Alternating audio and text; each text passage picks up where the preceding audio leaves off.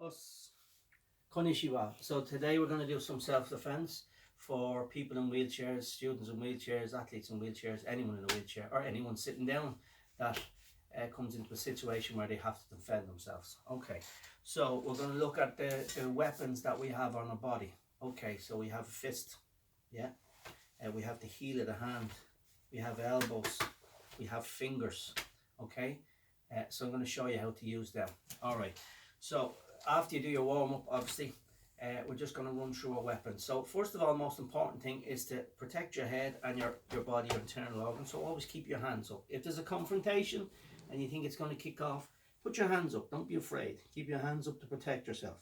Okay, when you punch, you're going to do a straight punch out, but the other hand stays up. So you're going to punch 1, 2, 3, 4, 5, 6, 7, and make sure you punch with these big knuckles here. That's what you want. You don't want to be punching here like so. Also, no gripping the thumb.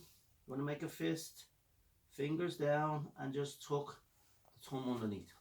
Also, remember when you're hitting someone, don't squeeze your fist, because it kind of tenses your forearm into your biceps, and then everything becomes tense. Just make a fist, and you'll find the people that are attacking you are very obliging. When you hit them, your fist will close, so you're using their energy to close your fist. Okay, that's kind of an Okinawan secret anyway.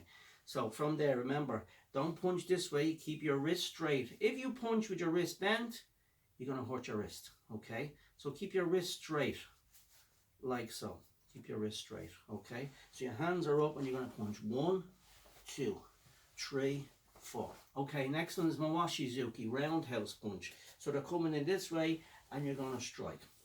You're going to strike. If you notice, I twist my fist this way. Okay, so if you look at our kata, heian 1. So someone is attacking, you're striking with your front hand, and the other hand at the same time is doing Mawashi Zuki around this way. It twists so we hit with the big knuckles. We don't want to do this because we hit with the small knuckles. Okay, and it's the weaker part of the fist. We want to hit this way. Boom. Okay, so when you do a Mawashi Zuki roundhouse punch, twist your fist. Twist, twist, twist, twist. And the next one is my favourite. It's called, in Dublin we call it the K.A.S.A. Okay, so the hand comes down, boom, it's an uppercut, boom, an uppercut, boom, an uppercut. So you can practice that. 1, 2. Next one we look at is Taisho, the heel of the hand. So how do we do that? You pull your hand back and you tense all your fingers, and now that's your weapon. Great, because if your hands are here, next time you look up, you don't have time to make a fist. Boom, straight in there, straight in there. But it does take a bit of practice in creating a feeling. Up, strike. Again, hands up if you can to protect yourself. Hands up, okay? Next one, empty. If they're in top of you, this is for close quarter combat. Hands up and you're striking. Now, empty is the elbow, but it's all this is the weapon. 1, 2, 3, like so. Okay, so let's run through it again. We'll do 10 of each. Zuki first. 1, 2, 3, 4, 5, 6, 7, 8, 9, 10. Remember the Mawashi Zuki around. 1, 2, 3, 4, 5, 6, 7, 8, 9, 10. The how's your father, your uppercut. 1, 2, 3, 4, 5, opposite hand up. 6, 7, 8, 9, 10. Heel of the hand. Go. 1, 2, 3, 4, 5, 6, 7, 8, 9, 10. Okay, and now the last one is the most dangerous one. I sometimes, I suppose. It's Nukite, fingers. So we're going to strike the eyes with our fingers. So you notice I push all my fingers out and I tense my thumb. If I don't tense my thumb, my fingers are weak. If I tense my thumb, they're very dangerous now. Okay.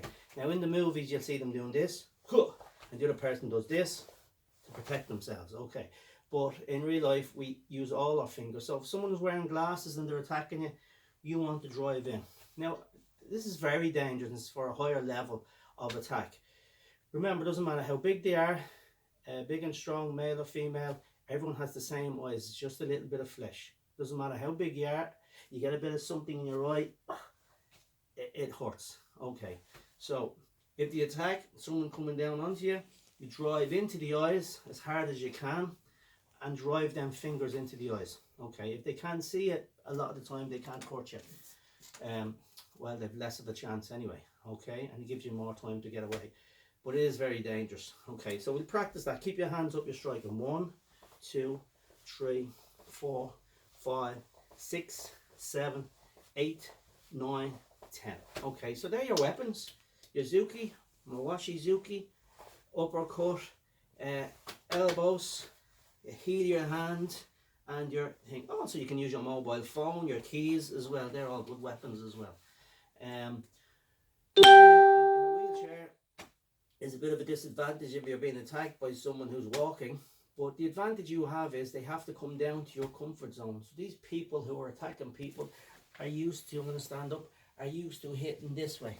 But now all of a sudden they have to come down to your level. So you need to use that as an advantage. As they come down, they're coming into your comfort zone and you're striking. You're striking. Okay? So you can progress from there and you can practice. Someone is attacking with a punch to your head. You're going to strike and attack. You're going to strike their arm and attack. So all of them attacks that we've worked on, you can practice and you can add in strike their arm as the attack and then attack. Strike their arm, okay, strike and uppercut, okay.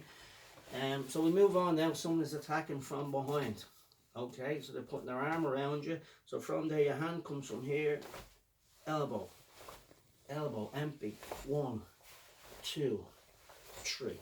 Got that? Or are they going to give you a bear hug and they come behind? You got to use your head. Let your weight go back. Use your head. Strike back. Obviously you can break their nose or the eye socket. Back and then elbow. So you can practice going forward, strike, attack. Again, if you have a disability, work in your own comfort zone. Okay? Forward, strike.